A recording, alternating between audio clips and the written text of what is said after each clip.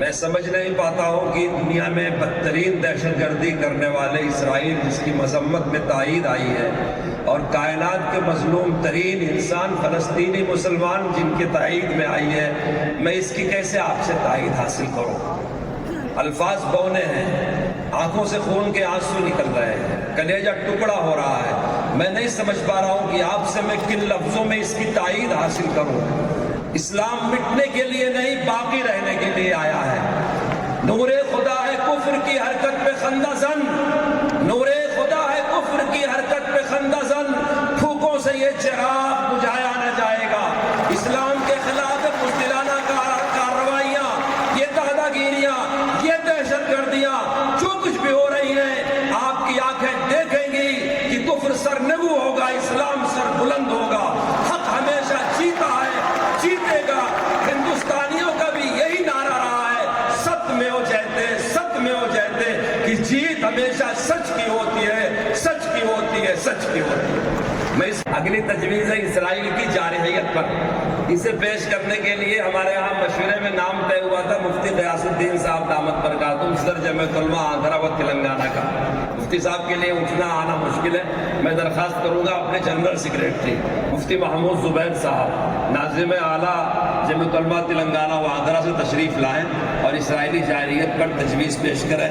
آپ بڑے توجہ سے سنیے، جو حالات غزہ فلسطین کے ہیں لفظوں میں نہیں بیان کیے جا رہے ہیں، خون کے فوارے اڑ رہے ہیں۔ اللہ تعالیٰ رحم فرمائے۔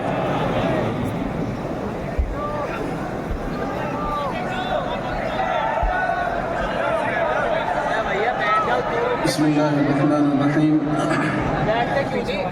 تجویز نمبر 5 بسلسلِ اسرائیلی جارحیت منظور کردہ تحفظ آئین ہند کنونشن زیر اہتمام جمعیت علماء ہند، منعقدہ 3 نومبر 2024 اندرا گاندھی انڈور اسٹیڈیم نئی دہلی۔ میں تجویز کے الفاظ آپ حضرات کی خدمت میں پیش کر رہا ہوں۔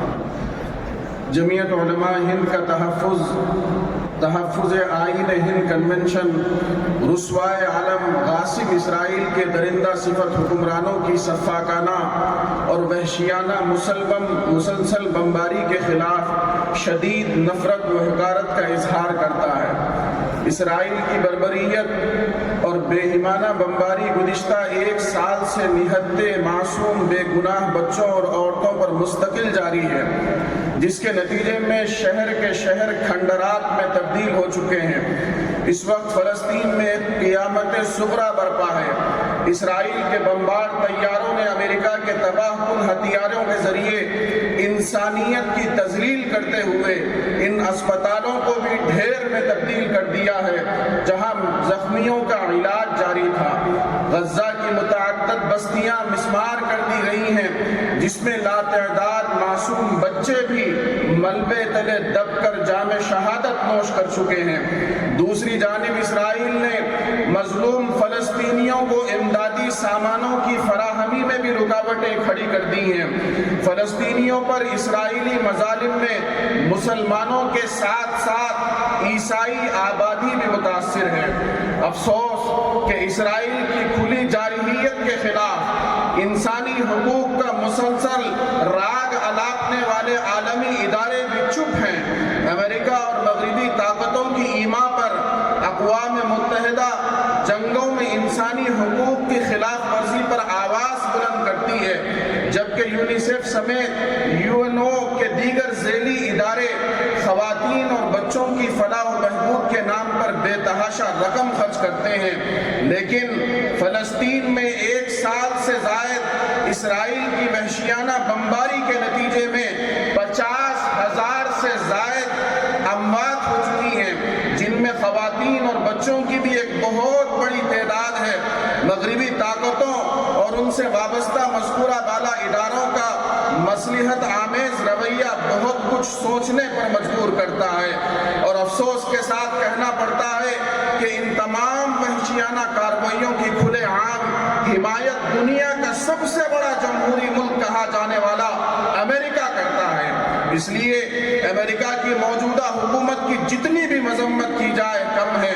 دوسری طرف اقوام متحدہ کے سیکریٹری جنرل نے غزہ میں ہونے والی ہلاکتوں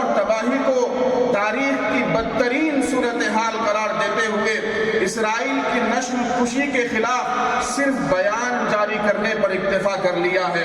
فلسطینیوں پر مظالم کے سلسلے میں دنیا کا دوہرا معیار سامنے آ چکا ہے، جبکہ دنیا کے امن پسند عوام سراپا احتجاج ہیں، فلسطینیوں کی حمایت اور غاصب اسرائیل کے خلاف مسلسل آواز بلند کر رہے ہیں، مگر افسوس عالمی قوتیں خاموش اور سوئی ہیں۔ جمعیت علماء ہند کا تحفظ آئین ہند کنونشن، اقوام متحدہ، یورپی یونین، ورلڈ مسلم لیگ، حکومت ہند اور تمام انصاف پسند بین الاقوامی اداروں سے اپیل کرتا ہے کہ اسرائیل کی وحشیانہ بمباری اور بےہمانہ جنگی کارروائیوں کو بند کرنے کے لیے ٹھوس اقدامات کرے۔